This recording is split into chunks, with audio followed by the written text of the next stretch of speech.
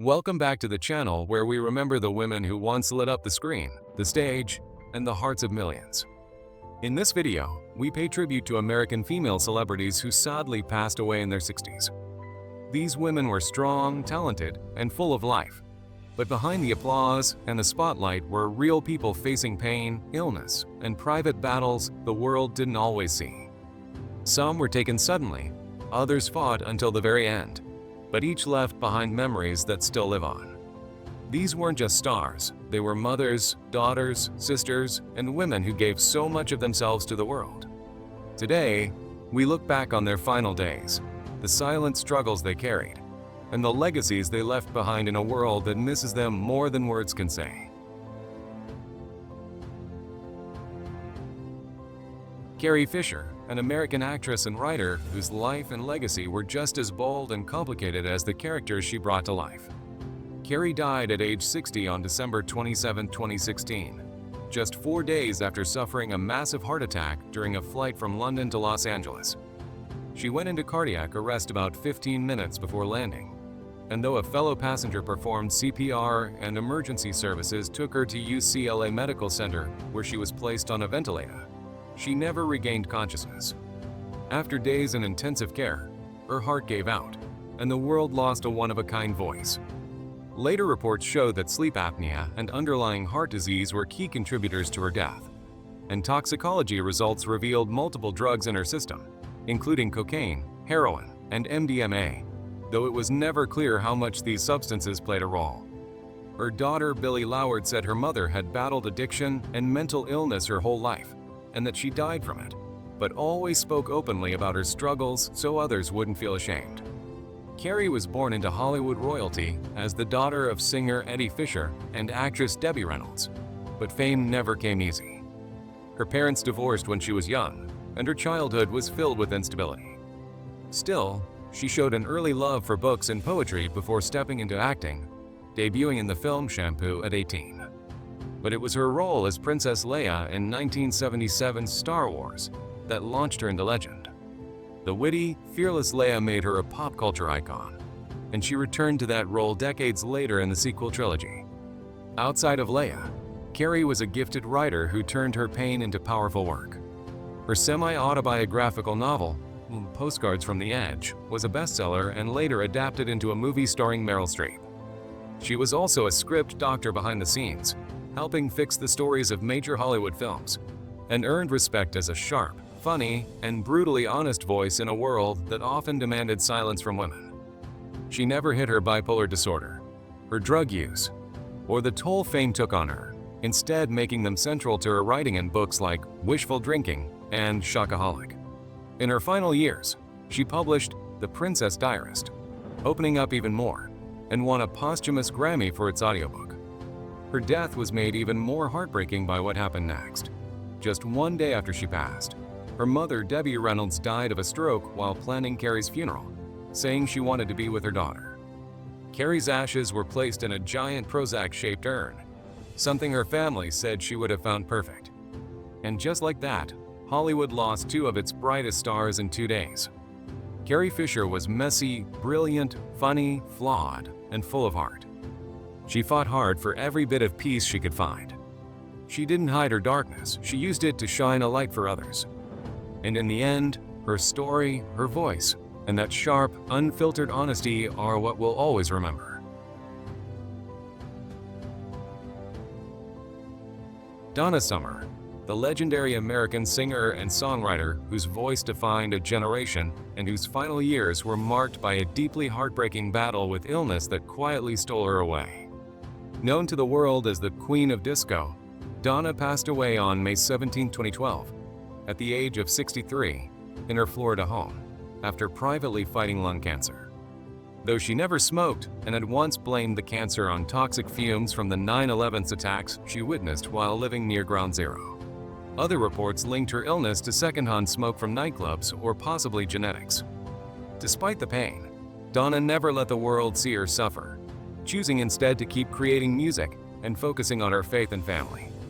Born LaDonna Adrienne Gaines on December 31, 1948 in Boston, she grew up singing in church, and by 10 years old, Her voice had already brought people to tears. She left high school just before graduation to join the German production of the musical Hair, and from there, her voice took her across the world.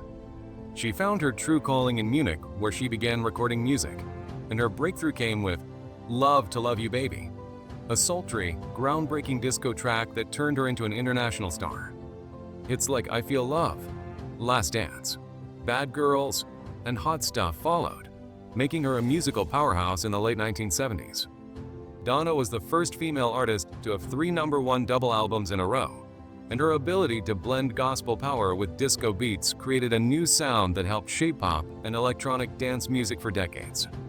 But behind the glamour was a woman battling depression, personal struggles, and public backlash, including a damaging controversy in the 1980s that led to a break with many fans. Still, she carried on, making a comeback with She Works Hard for the Money, and even ventured into gospel and inspirational music. She won Grammys in multiple genres: R&B, rock, gospel, and dance, showing just how far her talent reached. Donna was also a devoted mother, wife, and a woman of deep faith. Her death came quietly, away from cameras, and her funeral was held in private, surrounded by family and close friends. The world lost a voice that had once lit up every dance floor, a woman whose music helped people escape, dance, cry, and feel free. Donna Summer wasn't just a disco star. She was a woman with a voice that could lift souls, a trailblazer whose sound changed music forever, and a life that ended too soon because of a cruel disease. She is still missed, still loved, and still remembered by millions who dance through heartbreak and joy to the sound of her voice. Angie Stone, the powerful voice behind some of the most unforgettable soul and R&B songs of the past 4 decades, who tragically lost her life on March 1, 2025, at the age of 63 in a devastating car accident near Montgomery, Alabama. Angie and her band were returning to Atlanta after performing at a Mardi Gras concert in Mobile when their van overturned on Interstate 65 and was hit by a semi-truck. She was the only one who didn't survive. The sudden loss shocked the music world, especially those who knew the struggles and heart she poured into every note she sang. Born Angela Laverne Brown in Columbia, South Carolina, she grew up an only child in a modest household, surrounded by gospel and soul. Her early love for music led her to form the groundbreaking all-female hip-hop group The Sequence in 1979, making history with the track Funk You Up. But her road to fame wasn't smooth. She spent years behind the scenes writing songs, hustling radio gigs, and enduring disappointments before finally breaking through as a solo artist in the late 90s. Her debut album Black Diamond featured No More Rain in This Cloud, a song that not only topped charts, but spoke directly to people's broken hearts. And it was followed by the critically praised Mahogany Soul, which gave us the timeless anthem, Wish I Didn't Miss You. Angie wasn't just a singer, she was a songwriter, producer, rapper, actress, and one of the few women in the music industry to successfully cross genres from hip-hop to neo-soul to gospel. Her voice had that rare quality, strong yet tender, raw yet refined, and over her long career, she worked with legends like Prince, Snoop Dogg, and Betty Wright. Her final years were filled with touring, acting roles, and even Broadway performances, proving that her creativity never faded. Just weeks before her death, she posted online, reflecting on her 50-year journey in music and saying she still had more to give. Her death hit the music community hard, with fans and artists mourning not just the loss of a star, but of a woman who had given so much and still didn't get all she deserved. Tyler Perry's emotional words at her memorial said it best: "Fair is not too much to ask." Angie left behind 2 children and 2 grandchildren, along with a legacy of songs that found new life after her passing, as millions streamed her music in tribute. The accident that took her was cruel and sudden, but the sound of her voice, full of soul and honesty, will never fade. Angie Stone wasn't just a singer, she was history, she was resilience, and above all, she was real. Elizabeth Montgomery, the beloved American actress whose magical smile and quiet strength lit up television screens for decades, but whose final days were filled with pain and silence as she battled a cruel disease that gave her no time to say goodbye. Elizabeth passed away on May 18, 1995, just 8 weeks after being diagnosed with colon cancer that had already spread to her liver. She had been filming until late March that year, pushing through what felt like flu symptoms, not knowing the cancer had been growing inside her. By the time doctors discovered it, it was already too late. Refusing to spend her last days in a hospital, she went home to her Beverly Hills house, where she quietly slipped away one morning, surrounded by her husband Robert Foxworth and her 3 children. She was only 62. The world mourned, not just because we lost Samantha Stevens from Bewitched, but because we lost someone who had given so much of herself to her work, her family, and causes she believed in. Born into a famous family on April 15, 1933, in Los Angeles, her father was actor Robert Montgomery, her mother Broadway actress Elizabeth Allen. Elizabeth grew up with show business in her blood, but it wasn't always easy. Her relationship with her father was tense and full of conflict, especially when she chose acting over the normal life he wanted for her. Still, she pushed forward, trained hard at the Academy of Dramatic Arts in New York, and made her debut on her father's show Robert Montgomery Presents in the early 1950s. Her career took off, and by 1964, she became a household name playing the gentle, nose-twitching witch Samantha Stevens on Bewitched, a role that earned her 5 Emmy nominations and made her a TV icon. The show ran for 8 years, and even after it ended, she took on darker, dramatic roles that showed the world she was more than just a sitcom star. Her work in A Case of Rape and The Legend of Lizzie Borden stunned audiences and critics alike. But while her career kept moving, her personal life was filled with ups and downs. She was married 4 times, had a complicated relationship with her father, and carried quiet pain behind her public smile. She was a strong supporter of women's rights, gay rights, and AIDS research, often speaking up when it wasn't popular to do so. Her death came fast and unexpected, leaving fans shocked and grieving. There was no big announcement, no long goodbye, just a quiet passing, a private memorial with friends and family, and the painful realization that someone who had seemed so full of life was gone. Today, a statue of her as Samantha stands in Salem, Massachusetts, a reminder of the magic she brought into our lives. But behind that magic was a real woman, full of passion, struggle, love, and courage, who worked until the end, who didn't complain, and who left the world far too soon because of a cancer that gave her no second chance. Elizabeth Montgomery didn't just play a witch. She cast a real spell on millions of hearts. And even though she's gone, her memory still lingers like the soft sparkle of a fading star. Ann Baxter, the unforgettable American actress whose life was full of beauty, talent, heartbreak, and quiet strength, and whose sudden and tragic death left behind a deep sadness for those who had grown up watching her bring magic to the screen. On December 4, 1985, while hailing a taxi on a cold New York morning, Ann collapsed from a massive stroke on Madison Avenue. She was rushed to Lenox Hill Hospital, where doctors tried everything, but the damage to her brain was too severe. For 8 long days, she remained on life support, unconscious, while her daughters and close friends kept vigil by her side, hoping for a miracle that never came. On December 12th, she passed away at just 62 years old, her brilliant voice forever silenced. What makes it even more heartbreaking is that she was full of life and plans, preparing to return to Los Angeles the following week to continue filming the TV series Hotel, where she had stepped in to replace her friend Bette Davis. Ann Baxter wasn't just a Hollywood star, she was a part of cinema history. Born in Michigan City, Indiana, in 1923, and granddaughter to the legendary architect Frank Lloyd Wright, Ann moved to New York as a young child, where the lights of Broadway stirred something deep in her soul. By age 13, she was already performing on stage, and before long, she had her eyes set on Hollywood.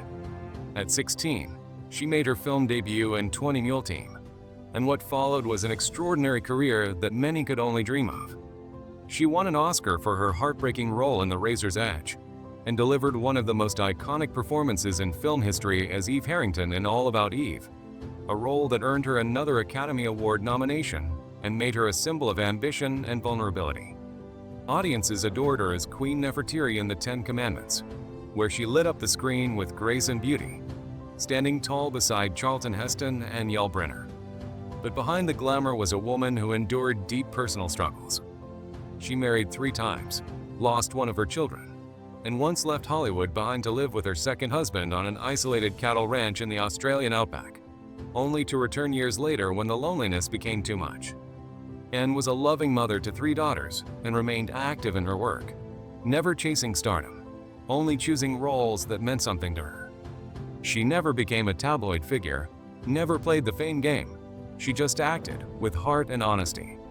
Even in her final years, she stayed grounded, choosing a quiet life between Connecticut and California, far from the flash of red carpets.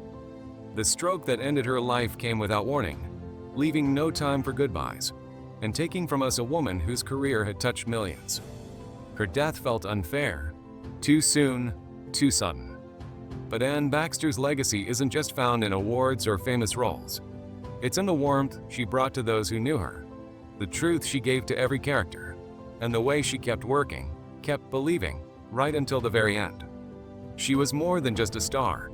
She was a woman who lived fully, loved deeply, and left behind a light that can still be felt every time the screen flickers to life.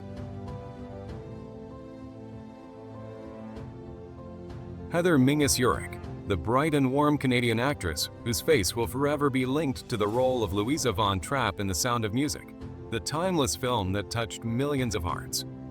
Heather was just 15 when she appeared in that movie, and though her sweet, mischievous smile and her sparkling presence on screen made her unforgettable, her life off camera was filled with love, hardship, and incredible strength. In November 2017, she received heartbreaking news. She had been diagnosed with terminal brain cancer. Just 4 weeks later, on December 24, 2017, Heather took her final breath, surrounded by her children and loved ones, at only 68 years old. According to her son, she wasn't in pain, but after the rapid decline that brain cancer brings, she had simply had enough. It was a quiet and peaceful end, but it left a deep silence for all those who knew and loved her. Born in Toronto on December 3, 1949, to Scottish parents who had moved to Canada after the war, Heather lived a life full of movement even from a young age. By the time she turned 14, she had already lived in several cities, including Miami and London. With no prior acting experience, she was cast in The Sound of Music and became part of cinematic history. She later appeared in numerous TV series like Logan's Run, Bonanza, and T.J. Hooker, and in cult films like Piranha and SSSSSSS, where she explored a more daring side of her career. In 1975, she married actor Robert Urich, and they adopted 3 children together. When he died from a rare cancer in 2002, Heather turned her grief into purpose and created the Robert Urich Foundation to raise money for cancer research and support. Her later years were spent dedicating herself to this mission, making a difference in the lives of patients and families who were walking the same painful road she once did. Those who worked with Heather remember her not just as a talented actress, but as a kind, loving soul with no trace of arrogance, even after decades of fame. Her Sound of Music family described her as generous and full of joy, and fans never forgot the young girl who once sang "So Long, Farewell" with such charm and mischief. Her death came just over a year after her fellow castmate Charmian Carr passed, and for many, it felt like losing a piece of childhood all over again. Heather Mingus lived with grace, gave her heart to her family, her work, and the causes that mattered most, and even in her final moments, she did not let cancer define her. Her legacy lives on through her children, grandchildren, the foundation she built, and of course, through a film that continues to light up screens across generations. Her voice may be quiet now, but her memory sings on. Farrah Fawcett, the beloved American actress and pop culture icon whose life was filled with beauty, fame, and heartbreak, and whose final years were marked by unimaginable courage in the face of a brutal illness that slowly took everything from her. Farrah died on June 25, 2009, at the age of 62, after a long and painful battle with anal cancer, a rare and aggressive disease that returned again and again, no matter how hard she fought. She spent her last days at St. John's Health Center in Santa Monica, California, with her longtime partner Ryan O'Neal, her close friend Alana Stewart, and her doctor by her side. In her final hours, she slipped in and out of consciousness, and just before she passed away, the last word she said was her son's name, Redmond. That moment, soft and full of love, told the story of a mother who never stopped worrying about her child, even as she faced the end of her own life. Farrah was first diagnosed in 2006 and at one point was even told she was cancer-free, but within months it returned and spread to her liver. She refused to give up. She flew to Germany to try alternative treatments that weren't allowed in the US, endured chemotherapy and painful procedures, and documented every part of her journey in a raw and emotional NBC documentary called Farrah's Story, which aired just weeks before she died. Her strength, her fear, her hope, it was all there on film. That documentary later earned her a posthumous Emmy nomination, showing the world one last time how brave and real she was. But before the sickness, Farrah was one of the most famous faces on television. Born in Corpus Christi, Texas, on February 2, 1947, she was crowned most beautiful every year of high school and later attended the University of Texas, where she planned to study microbiology. Her life changed when a talent scout saw her photo and convinced her to come to Hollywood. Within 2 weeks of arriving, she landed modeling work, and soon TV commercials, then roles in hit shows like The $6 Million Man, where she often appeared alongside her husband at the time, Lee Majors. But everything exploded in 1976 when she appeared as Jill Munroe in Charlie's Angels, a show that became a cultural phenomenon. Her feathered blonde hair and dazzling smile made her a worldwide star, and her iconic red swimsuit poster became the best-selling poster of all time, with millions of copies sold. Though she only stayed on the show for one season, her image and impact never faded.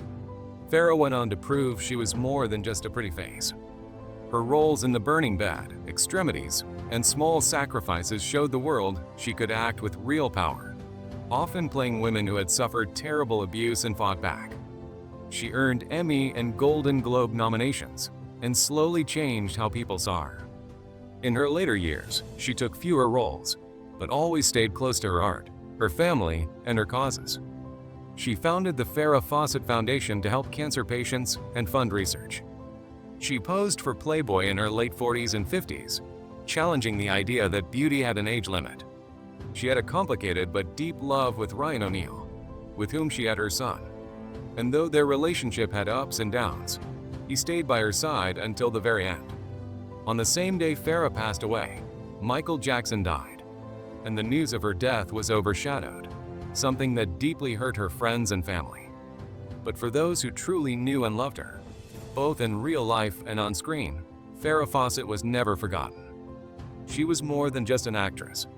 She was a fighter, a mother, a woman who lived boldly and died with grace. Her final gift to the world was her honesty, letting millions witness her pain and strength through her final months. She smiled through much of it, even when it hurt. And when she finally let go, she left behind a legacy far deeper than fame. She left behind the truth of a woman who gave everything she had until there was nothing left but love. Gloria Foster, a powerful actress whose presence on stage and screen was unforgettable, but whose final days were marked by quiet suffering that ended in tragedy. Gloria passed away on September 29, 2001, at the age of 67. From complications related to diabetes, a condition that slowly but painfully took her away. Despite her strength and pride, her health declined quietly, and the pain of her last days lingered behind the curtains, hidden from the spotlight she once commanded. Gloria was born on November 15, 1933, in Chicago, Illinois, and her early life was far from easy.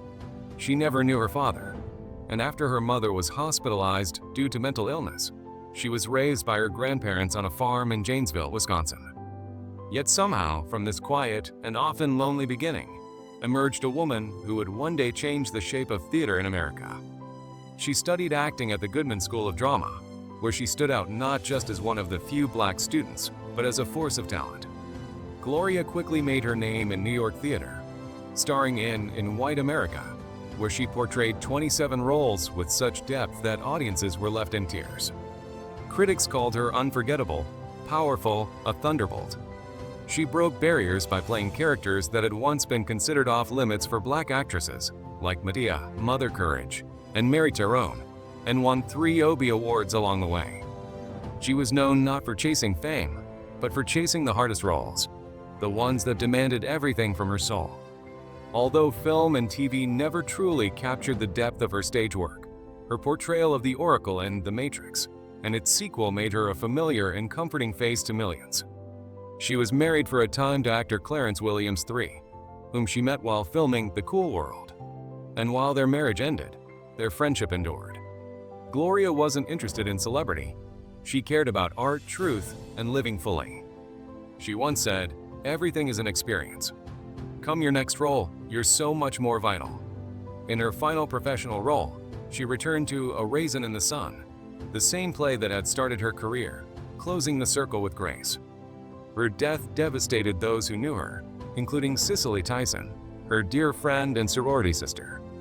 But even more heartbreaking was the loss of Gloria Foster in Another Story, an elderly woman with the same name who died in the UK in 2013 after being left without food or care for 9 days due to a terrible failure in the system. Though unrelated, both Glorias left this world with pain that could have been eased. And both stories remind us how even the strongest women, on stage or in life, deserve better in their final days. Gloria Foster may be gone, but her voice, her fire, and her refusal to be silent live on in every role she played and every heart she moved. Tanya Roberts, a woman whose beauty and charm lit up screens for decades, but whose final days were spent in pain and confusion that ended in a heartbreaking loss. Tanya died on January 4, 2021, at just 65 years old, from something so unexpected and cruel: a urinary tract infection that quietly spread through her body, turning into deadly sepsis. What started as a stomach ache while hiking became a full-body shutdown within days. She collapsed the next morning, unable to stand, and was rushed to Cedars-Sinai Hospital. Her organs began to fail one after another. She was put on a ventilator, cut off from her loved ones because of COVID-19 restrictions. Her boyfriend, Lance O'Brien, couldn't even be by her side until the very end. And even then, her death was reported too soon, only for the world to find out hours later that she had still been fighting for her life. Tanya's sudden collapse and rapid decline shook everyone who knew her. It was hard to believe this vibrant woman, who had just been posting cheerful videos online, could be gone so fast. Born Victoria Lee Bloom in the Bronx in 1949, Tanya grew up in a mixed Jewish and Irish family, dropped out of school at 15, and chased a life she dreamed of.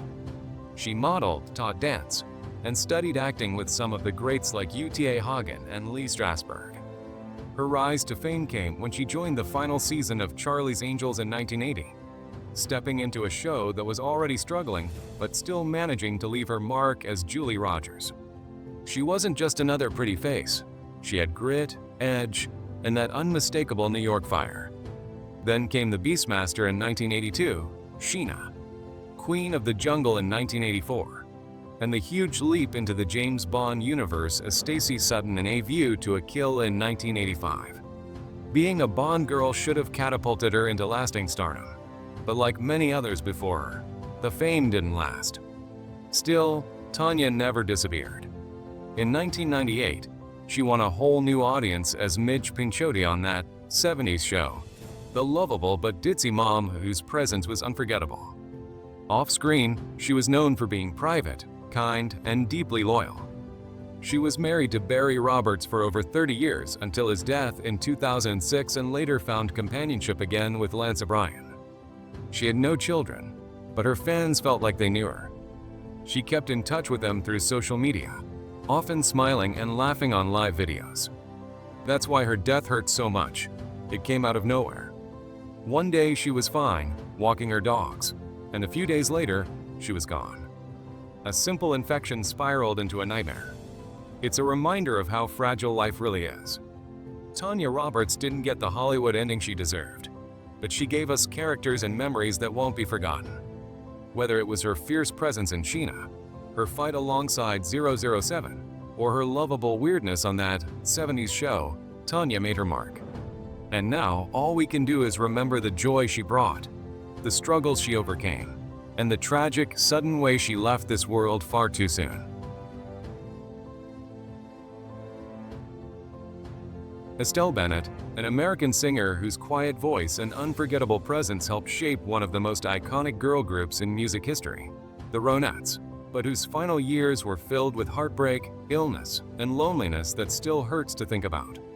Estelle died alone in her home in Englewood, New Jersey on February 11, 2009, at just 67 years old. The cause was colon cancer, but that was only part of her pain. After the Ronettes broke up in the mid-60s, her life slowly began to unravel. She struggled with schizophrenia and anorexia, and at times was homeless, wandering the streets of New York City, telling strangers she would be singing with the Ronettes in jazz clubs. Her mental health declined so badly that when her baby daughter cried during a visit to a friend, Estelle slept right through it.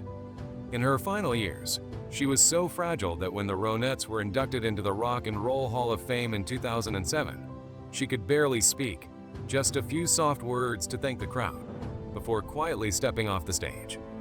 But long before all that sadness, Estelle had been a star. She was born on July 22, 1941, in New York City, to an Irish father and an African-American and Cherokee mother. She and her younger sister Ronnie, who would later become the famous Ronnie Spector, were bullied in school for their mixed race background, but Estelle stayed focused. She was smart, quiet, stylish, and determined. She became valedictorian at George Washington High School and later studied at the Fashion Institute of Technology. Music was always in her blood though, and when she was 14, she began singing with Ronnie and their cousin Nedra Talley. After a few failed starts, the trio finally caught the attention of producer Phil Spector. With Ronnie's voice in the spotlight and Estelle and Nedra singing backup, they became the Ronettes, a group that changed girl group music forever. Their 1963 hit, Be My Baby, was a sensation, driven by Spector's booming wall of sound and Ronnie's raw voice. But Estelle's influence was just as deep. She helped shape their look, the towering beehive hair, the heavy eyeliner, the tight dresses that made them look like they walked straight out of the streets of Spanish Harlem. They weren't the sweet, polite girl groups that came before them. They were bold, magnetic, and impossible to forget. Estelle was the quiet one, often overshadowed by her sister, but she had famous admirers like Mick Jagger and George Harrison. When the Ronettes broke up around 1967, it crushed her. She tried to keep going, released a few solo songs, fronted a group called the Love Chain, but nothing ever came close to what the Ronettes had. She faded from the spotlight, and eventually from the music world altogether. Behind closed doors, Estelle's life turned dark.